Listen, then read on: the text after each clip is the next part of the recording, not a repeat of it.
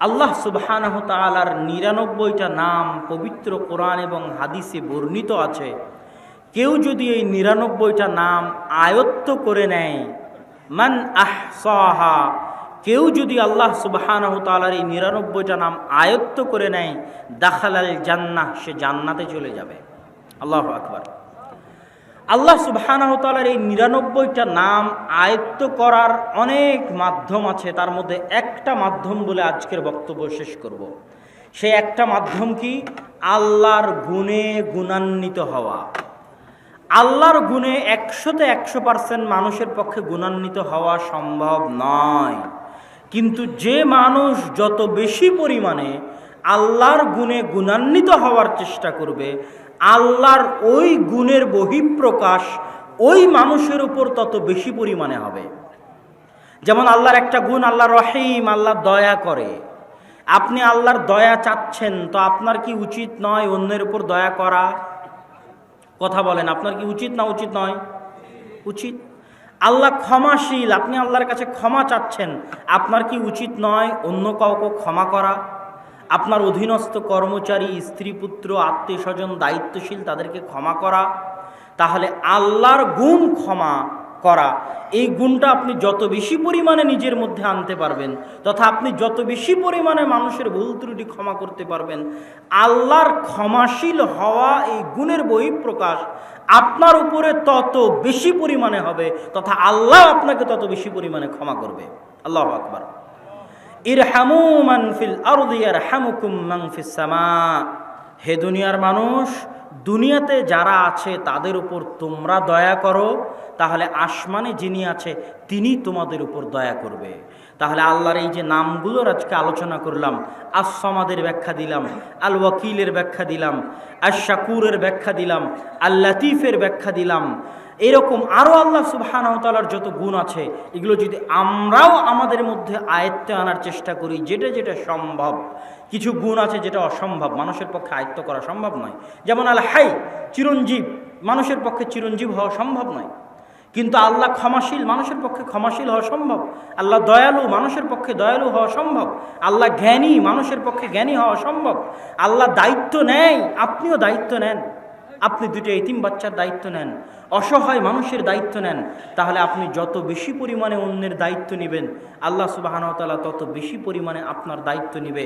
আল্লাহ সুবহানাহু ওয়া তাআলা আমাদেরকে আজকের অত্র আলোচনায় আল্লাহ সুবহানাহু ওয়া তাআলার পরিচয় বলতে গিয়ে যে আল্লাহ সুবহানাহু ওয়া তাআলার 4টি গুণের আলোচনা আপনাদের সামনে পেশ করলাম, আমি আশা করি এবং আল্লাহ সুবহানাহু ওয়া তাআলার কাছে দোয়া করি যে এই 4টে গুণ আমরা শিখে, অনুভব করে, হৃদয়ঙ্গম করে আল্লাহ সুবহানাহু ওয়া তাআলার কাছে যাওয়ার, আল্লাহকে অনুভব করার, আল্লাহ সুবহানাহু ওয়া তাআলাকে ফিল করার, আল্লাহ সুবহানাহু ওয়া তাআলাকে আন্ডারস্ট্যান্ড করার, আল্লাহ সুবহানাহু ওয়া তাআলাকে বুঝতে পারার, বান্দা হিসেবে আল্লাহ সুবহানাহু ওয়া তাআলার নিকটবর্তী হওয়ার আল্লাহ সুবহানাহু ওয়া তাআলা আমাদেরকে তৌফিক দান করবে।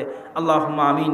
মুসা আলাইহিস সালাতু ওয়াস সালাম এবং খিজির আলাইহিস সালাতু ওয়াস সালাম যখন সফর করছেন, তখন সফরের শেষ স্টপেজ, শেষ থামার জায়গা, শেষ স্টেশনে একটা গ্রামের একটা ভাঙ্গা বাড়ি তারা ঠিক করে দিচ্ছেন। ওই গ্রামে খাবারের সহযোগিতা চাওয়া হয়েছিল, গ্রামবাসী সহযোগিতা করেনি। মুসা আলাইহিস সালাতু ওয়াস সালামের মন খারাপ। তো মুসা আলাইহিস সালাতু ওয়াস সালাম বললেন, যেই গ্রামের লোকজন খাবারের সহযোগিতা করলো না, সেই গ্রামের ঘর এবং বাড়ি কেন আপনি ঠিক করে দিবেন? তো যাই হোক, তখন খিজির আলাইহিস সালাতু ওয়াস সালাম বললেন, হাদা, এটা আমার এবং তোমার মধ্যে ফারিকুম বাইনি ওয়া বাইনাকুম, তুমি আমার সাথে থাকতে পারবে না, তোমার আর আমার মধ্যে বিচ্ছিন্নতা। তবে কেন করলাম সেগুলোর কারণ তোমাকে বলে যাই। তো এই ঘর এই জন্য ঠিক করছি, আল্লাহ কিন্তু কোরআনে বলছে, কোরআনের বাক্য, ওয়াকানা আবুহুমা সালিহা। এই যে বাড়ি, এই বাড়িতে দুইটা ইতিমের সম্পদ আছে, দুইটা এতিমের সম্পদ আছে। এই দুইটা এতিমের বাপ মা সৎ ছিল। ওই বাপ মা মারা যাওয়ার সময়, ওই বাপ মা মারা যাওয়ার সময় তাদের এই দুই এতিম বাচ্চার সম্পদ হেফাজত করার দায়িত্ব কাকে দিয়ে গেছিল? কাকে দিয়ে গেছিল? জোরে বলেন। আল্লাহকে দিয়ে গেছিল। আল্লাহ সুবহানাহু ওয়া তাআলা পবিত্র কোরআনে বলছেন, ওয়াকানা আবুহুমা সালিহা, সৎ পিতামাতা ছিল, দায়িত্ব দিয়ে গেছে আল্লাহর উপর। এই জন্য আল্লাহ চান, কোরআনের মধ্যে আল্লাহ বলছেন, আল্লাহ চান আপনার প্রতিপালক চান যে এই বাড়ি আমরা ঠিক করে দিই, যাতে এই সম্পদ হেফাজতের সাথে, সুরক্ষার সাথে ওই দুই এতিম বাচ্চার নিকটে পৌঁছে যায়, যাদের অভিভাবক আল্লাহকে অভিভাবক বানিয়ে গেছিল। আল্লাহু আকবার। এটা একটা উদাহরণ। নবীদের দিয়ে আল্লাহ কাজ করিয়ে নিচ্ছেন কেন? তিনি দায়িত্ব নিয়েছেন তাই। দুইজন সৎ পিতামাতার কাছ থেকে দায়িত্ব নিয়েছেন, তাদের এতিম সন্তানের আল্লাহ দায়িত্ব নিয়েছেন, এই জন্য নবীদের দিয়ে কাজ করাচ্ছেন। ইব্রাহিম আলাইহিস সালাতু ওয়াস সালাম যখন সন্তান সন্ততিকে কাবা ঘরের পাশে, তখন তো কাবা ঘর ছিল না, নির্জন মরুভূমিতে মানুষ নাই, পশু নাই, পাখি নাই, ফেলে রেখে আসতেছেন, তখন পিছনে পিছনে তার স্ত্রী হাজেরা হাঁটতেছে আর বলতেছে, আইনা তাজহাব ইয়া ইব্রাহিম, ইব্রাহিম আপনি কোথায় যাচ্ছেন, ইব্রাহিম আপনি কোথায় যাচ্ছেন। ইব্রাহিম আলাইহিস সালাম কথা বলেন না। শেষ পর্যন্ত উনি বলতে বাধ্য হলেন, আমারাকাল্লাহ, আল্লাহ কি আপনাকে আদেশ দিয়েছে এখানে রেখে যাওয়ার? তো তখন তিনি বললেন, হ্যাঁ আল্লাহ আদেশ দিয়েছে এখানে রেখে যাওয়ার। তখন তিনি বললেন, ফালাই ইউদাইয়ানাল্লাহ, তো আল্লাহ আমাদেরকে কোনোদিন ধ্বংস করতে পারেন না। আচ্ছা, সেটা তার আল্লাহ ভরসা। এবার ইব্রাহিম আলাইহিস সালাতু ওয়াস সালাম সন্তান সন্ততিকে আড়ালে করে পাহাড়ের পাশে হাত তুলে দোয়া করছেন, হে আল্লাহ, ইন্নী আসকানতু মিন যুররিয়াতি, আমি আমার বংশের একটা অংশকে এমন নির্জন জায়গায় রেখে গেলাম যেখানে খাবারের ব্যবস্থা নাই, পানির ব্যবস্থা নাই, কিন্তু কার দায়িত্বে দিয়ে গেলাম? জোরে বলেন, কার দায়িত্বে? আল্লাহর দায়িত্বে দিয়ে গেলাম। ওয়াকাফা বিল্লাহি ওয়াকিলা, আর আল্লাহ ওয়াকিল হিসেবে যথেষ্ট। ওয়ামান ইয়াতাওয়াক্কাল আলাল্লাহ ফাহুয়া হাসবুহ, কেউ যদি অন্তরের অন্তরস্থল থেকে আল্লাহর উপর কোনো দায়িত্ব দিয়ে দেয়, তার জন্য আল্লাহ যথেষ্ট, আর কাউকে লাগবে না সেই দায়িত্ব পালন করার জন্য। তাহলে আল্লাহ সুবহানাহু ওয়া তাআলা আমার এবং আপনার সকল দায়িত্ব নিতে বসে আছেন, অপেক্ষমান আছেন, এবং কোরআনে শত শত জায়গায় আদেশ দিয়েছেন যেন আমরা আল্লাহ সুবহানাহু ওয়া তাআলার উপর দায়িত্ব দেই। আপনি যদি আজকের বক্তব্যে বুঝে যান যে ওয়াকিল মানে কি, আল্লাহর একটা গুণ, আল্লাহ ওয়াকিল, আল্লাহ দায়িত্ব নিতে চান এবং দায়িত্ব নিলে পালন করেন, তাহলে হারাম রুজির চাকরি ছাড়তে আপনার ভয় হবে? ভয় হবে? ভয় হবে না। হারাম রুজির চাকরি আপনি এক সেকেন্ডে ছাড়তে পারবেন কেন? আপনার রুজি রুটির দায়িত্ব আপনি কাকে দিতে পারবেন? আল্লাহকে দিতে পারবেন। আল্লাহ সুবহানাহু ওয়া তাআলাকে ওয়াকিল বানাতে পারবেন, এবং অন্তরের অন্তরস্থল থেকে যদি পরিপূর্ণরূপে আল্লাহকে ওয়াকিল বানান, আল্লাহ দায়িত্ব পালন করবে। বক্তব্যের এই আলোচনার শেষে একটা দোয়া পড়ে শেষ করি। আমরা যখন বাড়ি থেকে বের হই তখন কি বলি? বিসমিল্লাহি তাওয়াক্কালতু আলাল্লাহ লা হাওলা ওয়ালা কুওয়াতা ইল্লা বিল্লাহ। বাড়ি থেকে যখন আমি বের হচ্ছি তখন শত বিপদ মাথায় নিয়ে বের হচ্ছে। যে কোনো মুহূর্তে অ্যাক্সিডেন্ট হতে পারে, যে কোনো মুহূর্তে মারা যেতে পারি, যে কোনো মুহূর্তে একটা গাড়ি আমাকে চাপা দিয়ে যেতে পারে, যে কোনো মুহূর্তে যে কোনো কিছু হতে পারে। কিন্তু আমি কি বলে বের হচ্ছি? বিসমিল্লাহি তাওয়াক্কালতু আলাল্লাহ, আমার সব দায়িত্ব আল্লাহর উপর দিয়ে বের হচ্ছে। লা হাওলা ওয়ালা কুওয়াতা ইল্লা বিল্লাহ। এই বাক্যটা অনেক মানুষ বুঝে না যে লা হাওলা ওয়ালা কুওয়াতা ইল্লা বিল্লাহর মানে কি।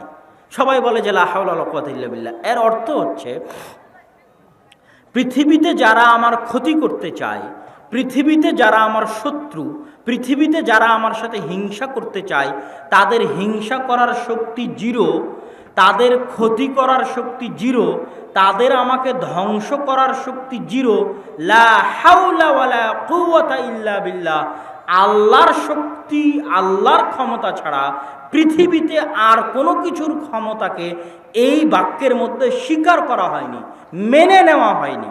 যে যেই ক্ষতি করতে চাক না কেন, ওর ক্ষতি করার ক্ষমতা জিরো, যদি না আল্লাহ তাকে শক্তি দেন। কথা বুঝতে পারেননি মনে হয়।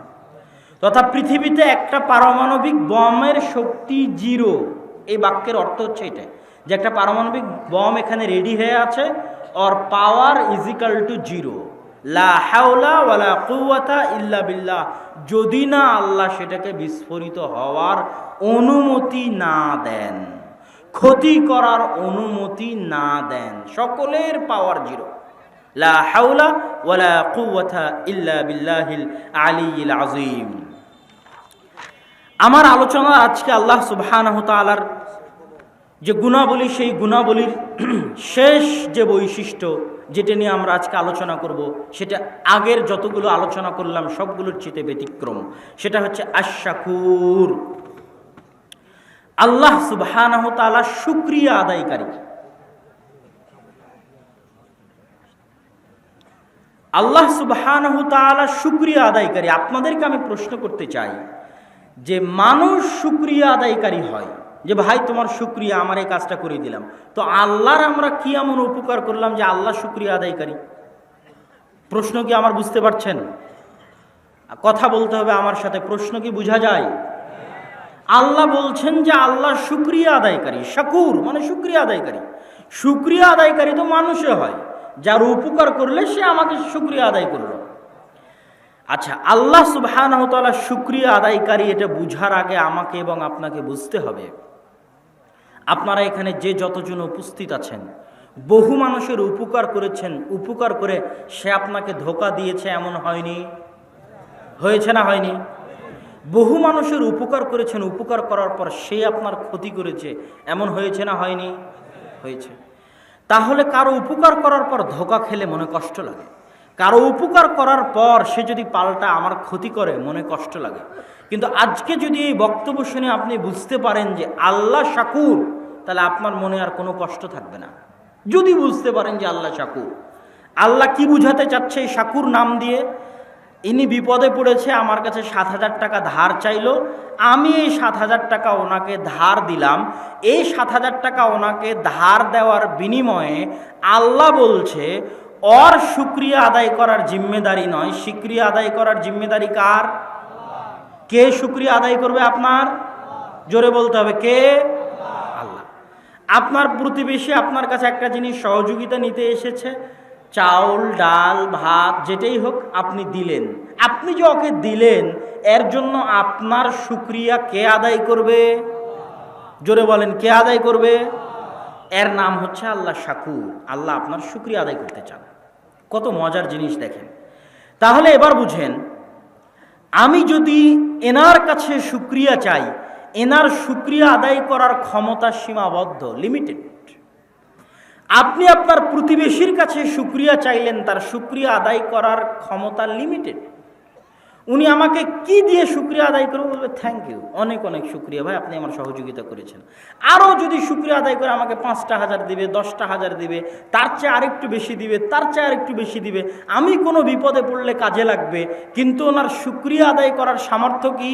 সীমাবদ্ধ, লিমিটেড। আর আল্লাহ যদি আপনার শুকরিয়া আদায় করে, তো আল্লাহ সুবহানাহু ওয়া তাআলার শুকরিয়ার কোনো সীমা আপনি নির্ধারণ করতে পারবেন? কোনো সীমা নির্ধারণ করতে পারবেন? পারবেন না। তাহলে আমার এবং আপনাকে আল্লাহ বলতে চাচ্ছে, এই গুণের অর্থ হচ্ছে এটা, আমরা যখনই কোনো মানুষের সাথে কোনো ভালো কাজ করি না কেন, ওই ভালো কাজের শুকরিয়া আমরা কার কাছে চাইব? আল্লাহর কাছে। আর আল্লাহ বলছে আমি শাকুর, তুমি তার জন্য যে উপকার করেছো, এই উপকারের বিনিময়ে তোমার শুকরিয়া আমি আদায় করব। আর মানুষ যেহেতু শুকরিয়া আদায়ে সীমাবদ্ধ, আর আল্লাহ সুবহানাহু ওয়া তাআলা শুকরিয়া আদায়ে অসীম। কোন ছোট্ট কাজের বিনিময়ে আল্লাহ আপনাকে কত কি দিতে পারেন আর কত কি দিয়েছেন তা আপনি জানেনই না। কোন কাজের শুকরিয়া যে আল্লাহ আদায় করতেছে আপনার জন্য সেটা আপনি জানেন না। কোনো একটা কাজ হয়তো কল্যাণকর করেছিলেন, তার শুকরিয়া স্বরূপ আল্লাহ আপনাকে এত কিছু দিয়ে দিয়েছে। আজ আপনি এত টাকার মালিক, আজ আপনার সন্তান সন্ততি, আজ আপনার স্ত্রী পুত্র, আজ আপনার বাড়ি গাড়ি। কোন কাজের শুকরিয়া আল্লাহু আলাম, আল্লাহ ভালো জানে। কিন্তু এটা আল্লাহ আপনার শুকরিয়া আদায় করছেন, আল্লাহ আপনার শুকরিয়া আদায় করতে চান। আল্লাহ সুবহানাহু ওয়া তাআলা শুকরিয়া আদায় করলে কয়েকভাবে শুকরিয়া আদায় করেন। মানুষের গুনাহ ক্ষমা করার মাধ্যমে শুকরিয়া আদায় করেন, নেকি বাড়ানোর মাধ্যমে শুকরিয়া আদায় করেন, মানুষের ধন সম্পদ বাড়ানোর মাধ্যমে শুকরিয়া আদায় করেন, মানুষের সন্তান সন্ততি দেওয়ার মাধ্যমে শুকরিয়া আদায় করেন, স্ত্রী পুত্রে কল্যাণ দান করার মাধ্যমে শুকরিয়া আদায় করেন, বাড়ি গাড়ি দেওয়ার মাধ্যমে শুকরিয়া আদায় করেন। দুনিয়াতে কিছু দিয়েও যদি শুকরিয়া আদায় সম্ভব না হয়, অবশ্যই আল্লাহ সুবহানাহু ওয়া তাআলা সেটা জমা রাখেন শুকরিয়া আদায় করার জন্য। কিয়ামতের মাঠে আল্লাহ আপনার শুকরিয়া আদায় করবে যে আপনি এই কাজটা করেছিলেন, এই জন্য আল্লাহ আপনার শুকরিয়া আদায় করবে। আল্লাহ সুবহানাহু তাআলার এই শুকরিয়া আদায়ের এই থিওরির দুই একটা ছোট্ট উদাহরণ আপনাদেরকে বলি। একটা ছোট্ট পতিতালয়ের মহিলা একটা ছোট্ট কাজ করেছে। পতিতালয়ের মহিলা বিশাল গুনাহ কি করেছে? রাস্তার ধারে একটা কুকুরকে পানি পান করিয়েছে। তো ওই কুকুরকে পানি পান করানোর আমার এবং আপনার মাথায় আসবে যে কুকুর তার মনিবের ভক্ত হবে, এটাই শুকরিয়া আদায়। কথা বুঝতে পারেননি মনে হয়। দুনিয়ার লজিকে শুকরিয়া আদায় হচ্ছে কুকুরকে আমি পানি পান করালাম, এখন কুকুর আমার ভক্ত হবে, কুকুর আমার কথা শুনবে, আমার পোষ মানবে। কিন্তু আল্লাহ বলছে এই থিওরি আজকে থেকে বাদ দাও। তুমি কুকুরকে পানি পান করাবা এই কারণে, বা কোনো বিপদগ্রস্তকে সহযোগিতা করবে এই কারণে, ওর পক্ষ হয়ে কে শুকরিয়া আদায় করবে? আল্লাহ। তো ওই পতিতালয়ের মহিলা কুকুরকে পানি পান করালো, আল্লাহর শুকরিয়ার কোনো লিমিটেশন আছে? কোনো লিমিটেশন নাই। আল্লাহ ওই একটা কুকুরকে পানি পান করানোর কারণে এত বেশি খুশি হয়ে গেলেন যে শুকরিয়া আদায় স্বরূপ আল্লাহ ওই পতিতা মহিলার সকল গুনাহ ক্ষমা করে তার জন্য জান্নাত ঘোষণা করে দিলেন। আল্লাহ। একটা ব্যক্তি বনু ইসরাইলের বিশাল পাপী, সন্তান সন্ততিকে বলেছে নিজেকে আগুনে জ্বালিয়ে সব ছাই চতুর্দিকে ছড়িয়ে ছিটিয়ে দিবা, আল্লাহ আমাকে ধরতে পারলে আল্লাহ ক্ষমা করবে না। তার আল্লাহর এই ভয়টা, যে সে জানে যে আল্লাহ তাকে ধরতে পারলে শাস্তি দিবে, এই জানাটুকু, মাত্র এই বিশ্বাসটুকু যে আল্লাহকে সে বিশ্বাস করে, আল্লাহকে সে ভয় পাচ্ছে, এইটার শুকরিয়া আল্লাহ সুবহানাহু ওয়া তাআলা এমনভাবে আদায় করলেন যে তাকে আল্লাহ সুবহানাহু ওয়া তাআলা তার সকল গুনাহ ক্ষমা করে দিলেন। তো আল্লাহ সুবহানাহু ওয়া তাআলা শুকরিয়া আদায় করেন, তার সবচেয়ে বড় প্রমাণ হচ্ছে দাউদ এবং সুলাইমান। দাউদ এবং সুলাইমান আল্লাহর শুকরিয়া আদায় করেছে, আল্লাহ সুবহানাহু ওয়া তাআলা তাদের শুকরিয়ায় তাদেরকে আরো বেশি বাড়িয়ে দিয়েছে। কিভাবে আল্লাহ সুবহানাহু ওয়া তাআলা তাদেরকে আরো বেশি বাড়িয়ে দিয়েছে? একটা ছোট্ট উদাহরণ দেখেন। মানুষ যখন ধনী হয় তখন মানুষ আল্লাহ সুবহানাহু ওয়া তাআলাকে ভুলে যায়, কিন্তু দাউদ আর সুলাইমান পৃথিবীর সকল প্রভাব, সকল প্রতিপত্তি, সকল ধন সম্পদের মালিক হওয়ার পরেও তারা আল্লাহর আবদান শাকুরা, শুকরিয়া আদায়কারী বান্দা হওয়ার চেষ্টা করেছে, নত থেকেছে। আল্লাহ সুবহানাহু ওয়া তাআলার ইবাদত আরও বাড়িয়ে দিয়েছে, আল্লাহর তাসবিহ তাহলিল আরও বাড়িয়ে দিয়েছে।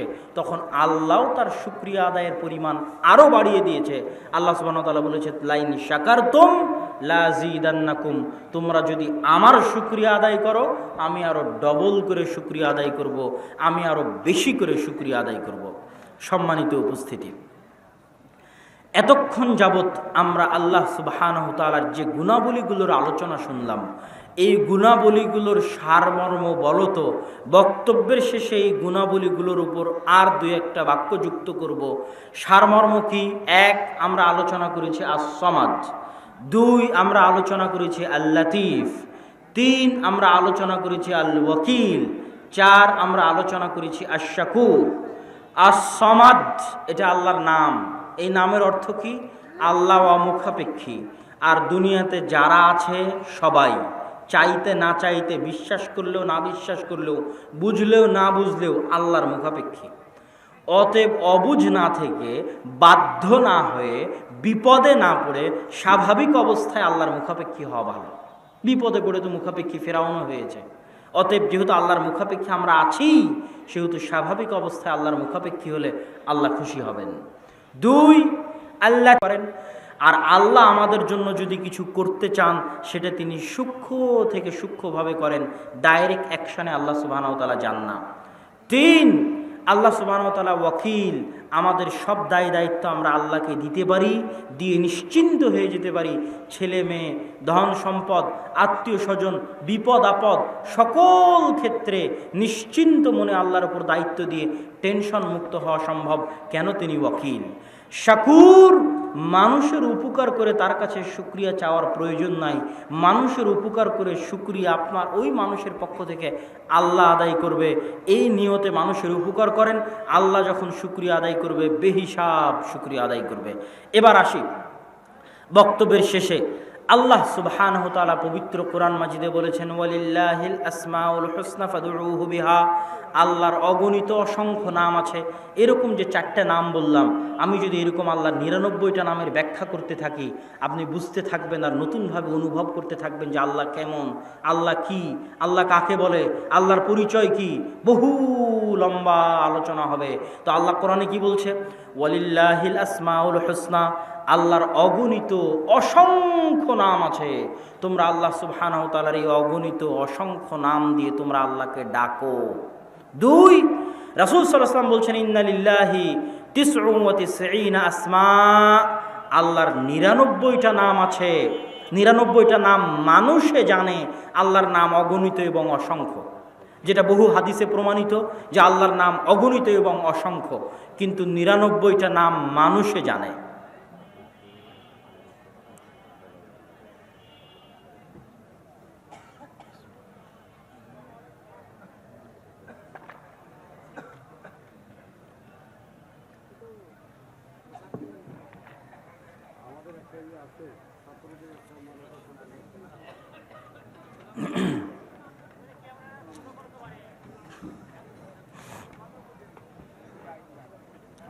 ওয়ালিল্লাহিল আসমাউল হুসনা ফাদউহু বিহা ইন্না লিল্লাহি 99 আসমা মান আহসাহা দাখালাল জান্নাহ।